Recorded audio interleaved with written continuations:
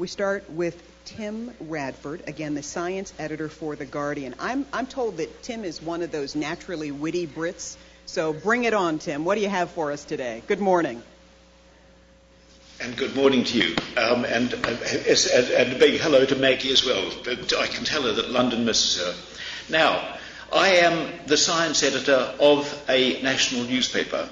And you might think that a newspaper contains news, and you might think that I'm interested in science. But neither is really true.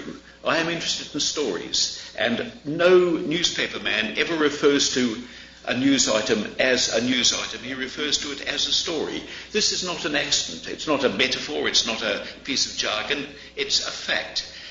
We regard the things we write as little narratives. They have texture, they have sensation, they appeal to your sense of comedy or your sense of horror. So they are, in fact, sensational, and we're unashamed of this. They're told easily. I've always maintained that words like slick and glib and shallow are not insults to a journalist. That's just what we try to be because, of course, we are read by people who are usually hanging from a strap on an underground train, where the paper folded under conditions of great difficulty. And these are people who, if they read the first sentence of a story and find a word like albedo or mitochondrion or ubiquitin, will stop reading without even taking the decision to. They will stop reading in 1/5 of a second and forget anything you've ever told them up to that point. So, we are, as journalists, under pressure always to be right, but we are under much greater pressure to be read. And if those of you who are press officers should also remember this, because I think it's true to say that when you ring up a science editor of a paper like The Guardian or The Telegraph or The Times, I don't think any of us are very different here, you've got about 12 seconds of attention before the eyes will start to glaze over and a hand will stretch aimlessly to the keyboard to see what's popped up on EurekAlert. So if you have a message to get, you'd better get it across quickly, and you'd better get it across in the form which would represent itself as a story. I ought not to have to explain what I mean by a story to you, but I can tell you a small, splendid example of story getting, of which I'm very proud. I went up to Leeds University to talk to some people about what it is the press want, because this is a source of great fascination for scientists. They don't quite understand us, although they should, because we're not that different. But on the way I thought, I've never been to Leeds, I better try and find out what they do there. So I fixed up 4 or 5 interviews. And normally you talk to 4 or 5 sets of people and you come back with an idea of what they're doing, and you might, if you're lucky, get one story. First bloke I talked to said, funny you should ask that, I'm founding a centre for the study of science and religion because I'm so sick of all these atheists bouncing around. I think if the issues like that should be taken seriously. And I thought, well, that's a nice little story for our education pages. The next one said, I worked out how to increase the productivity of a rice crop by 25% without changing the genome in any way whatsoever. And that too sounded pretty good, so we quizzed him further. The next one said, we've designed a transistor so small, this is some years ago, we've designed a transistor so small you could hide it under a common cold virus. And so, once again, I sat up and got interested. I got especially interested when I found that it was being done with Californian money, because the British government, of course, at the time was too mean to invest in research of that nature. And the fourth one said, how strange you should ask. I've just realised I'm working on the design of a robot iguanodon, a life-sized mechanical reptile that would plod aimlessly around European museums looking from side to side. And my big first puzzle is, what colour would its eyes be? And would its skin be wrinkly or smooth? And at that point I realised I was in trouble, because I had 4 stories to write and was in danger of not being able to remember any of them. So I was relieved when the storyteller number 5 started talking about how you could alter the characteristics of a chemical without changing its chemistry in any way. All you had to do was to alter the morphology of the molecule. And we talked at some length about that, and I probed several times to try and find out why I should care. And in the end, I said directly, "What's it for?" And he said, "Well, you could make thicker shampoos." And I folded up my notebook and stole away. And later on, he cornered me and said, "I did that all wrong." And I said, no, it was very interesting, and I was very glad to hear it. And he said, "No," he said, "what I should have told you was that I can take a supermarket plastic bag, and I can turn it into a bulletproof vest that will stop a .44 Magnum bullet at point-blank range." And all I could say was, "Well, yes, you should have." And then I went off to his laboratory, and there was a tailor's dummy, and over it was a sheet of white polythene through which I could just see the label of a well-known supermarket, and there was a large dent, but not a hole, where a bullet had hit it. And of course, here was a man who got so used to his own research that he'd forgotten what there was about it that would stop the rest of the world in its tracks. You will, by now, have calculated that I'm looking for stories that can be told in a sentence. If you can tell a story in a sentence and keep the interest of the person you're talking to, then you have a story that you can expand to almost any length. But you have to be able to tell it in a sentence first. The other thing that you have to think about is the words that you use. If you're dealing with a culture that necessarily talks about Gaussian distribution or albedo or mitochondria or ubiquitin or any number of hideous things, all of which have too many syllables and quite often are accompanied by Greek letters, then you have no choice but to choose the simplest language you can for the rest of the sentence. It had better be vivid, it had better be witty, it had better be interesting or compelling in some way, because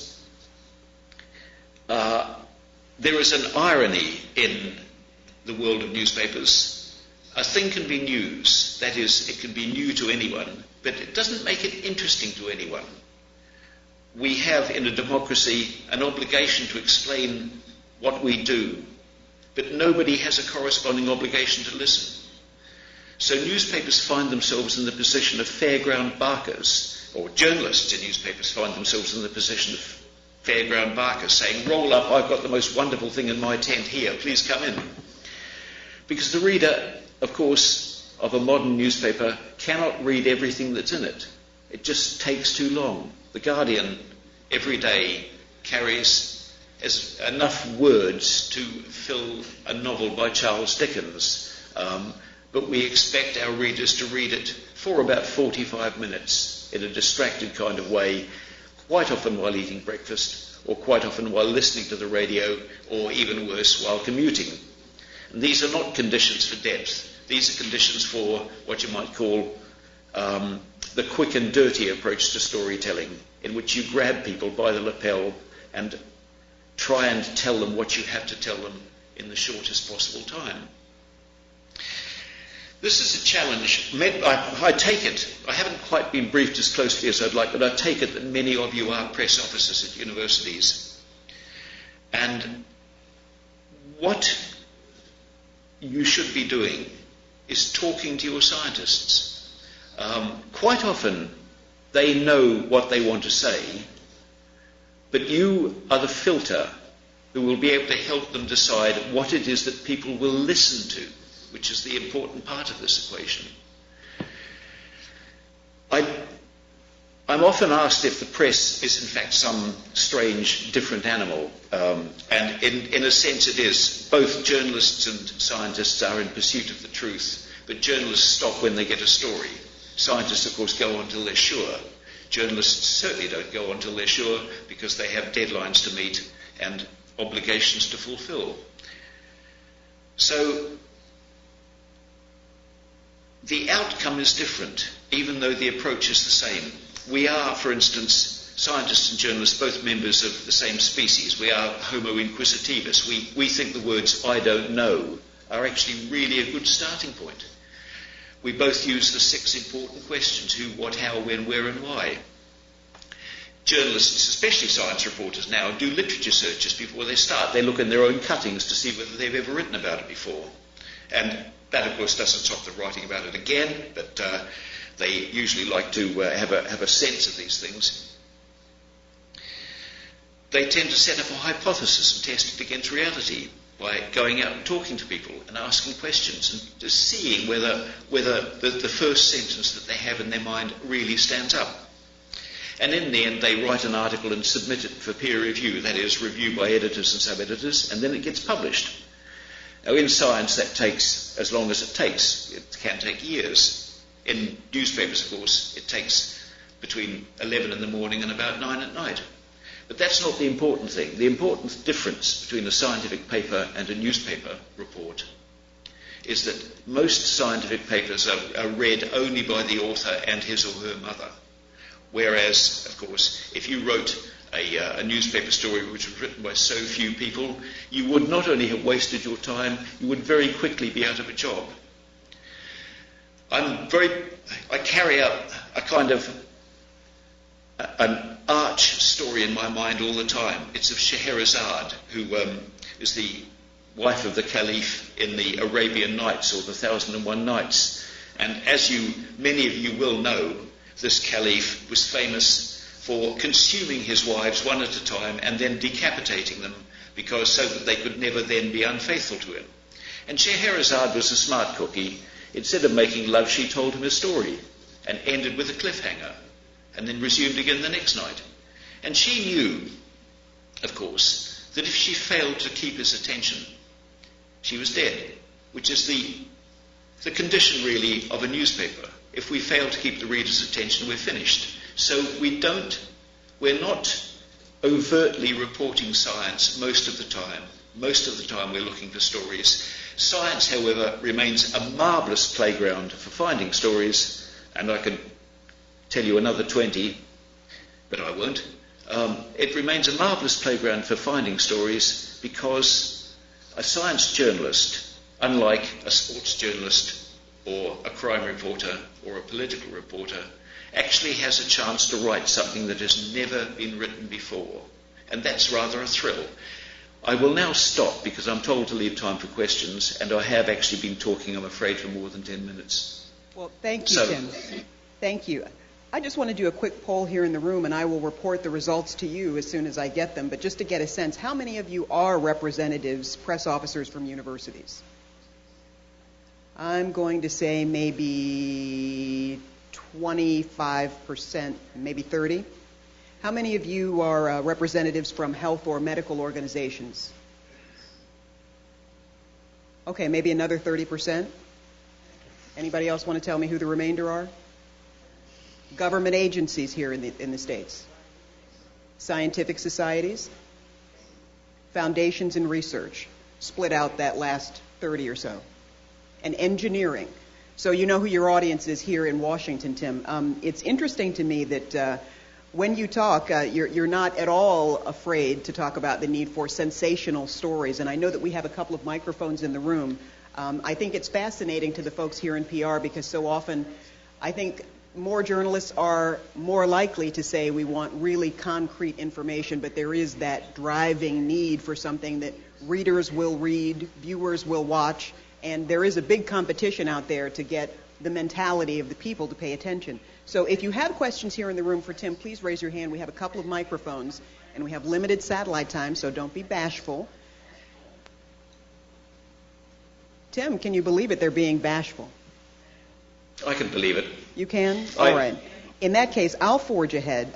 When you talked about the story about the plastic bag turning into a bulletproof vest, do you find more often than not you are not getting those kinds of pitches from various public relations people? Yes, I find that that company public relations officers truly terrible. They're interested only in getting me to use the name of a biotech company without explaining what it is they do or why I should care.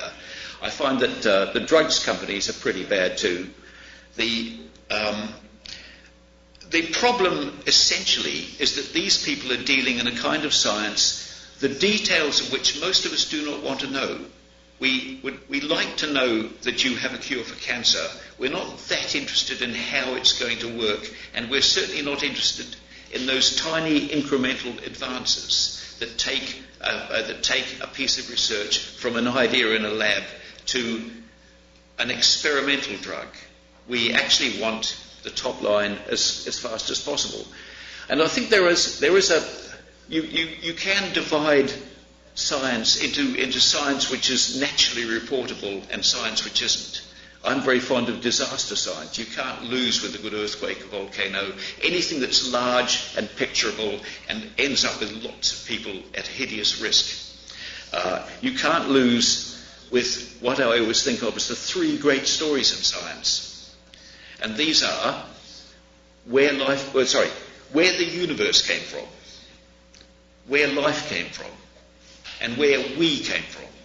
And the last one includes, for instance, that wonderful hobbit found on the island of Flores only last week, the great discoveries from Egyptology and from archaeology anywhere, all those wonderful stories that used to still pop up in science about where maize was first grown, all the stories that involve some kind of narrative about ourselves, they work. Then there's on the life front, of course, you can't lose with a story about a dinosaur.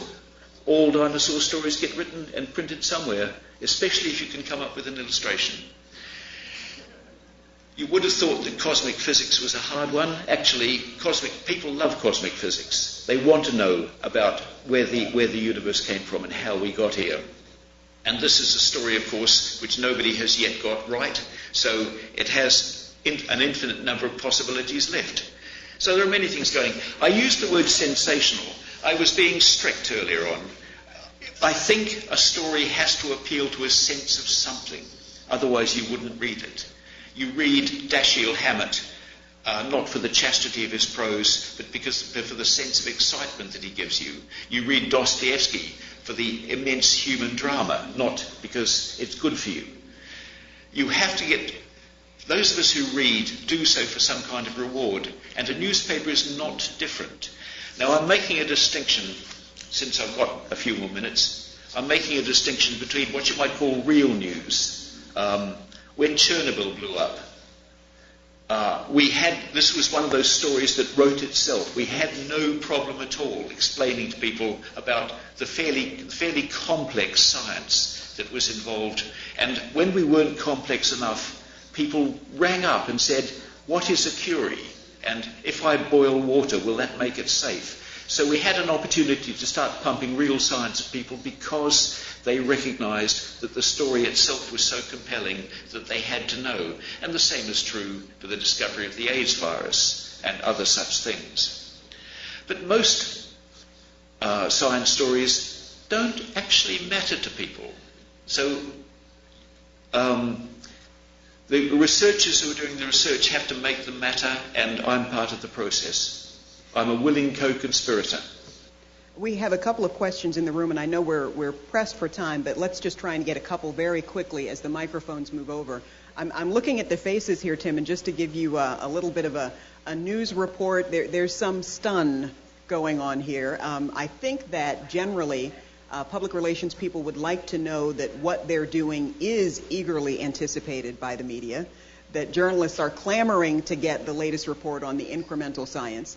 But I think that they truly do appreciate the candor of your comments because it will shape the paradigm and give them a more specific target. I think over here at this, yes, go ahead.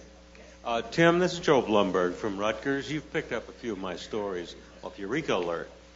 They are sponsors here today. Just wondering, how do you evaluate stuff from EurekAlert versus direct pitches that you may receive? Which do you think is a more credible source? Well, credibility is one of those things that I don't think too much about. I go for a gut reaction. Can I turn it into a story or not? That's test number one. And you have to apply a test like that because there is a scary amount of information being hurled at you, hurled at us all the time. Not just from EurekAlert and Alpha Galileo, but independently from hundreds of sources. The longest job of each day is actually trying to thread to make sense of the email and get rid of the stuff that doesn't matter. And it's a commonplace to say that things like that outfits like EurekAlert have changed our lives. They've changed our lives for the better because they've widened the horizon of science reporting. That is, it's as easy for me to get a story from Duke University, Indiana, as it is from UCL down the road. That's the plus side. The downside is that I spend most of my damn time in the office and I never actually get out and meet anybody. And that way you don't find the stories that really surprise you, that is me. I like to be surprised myself. So I think there's no substitute for human contact. On the other hand, if you're a Duke University or Washington State or something, then we haven't got the contact most of the time, and so the internet will have to do. But if you're pleased with something, and some of you there today I know do this,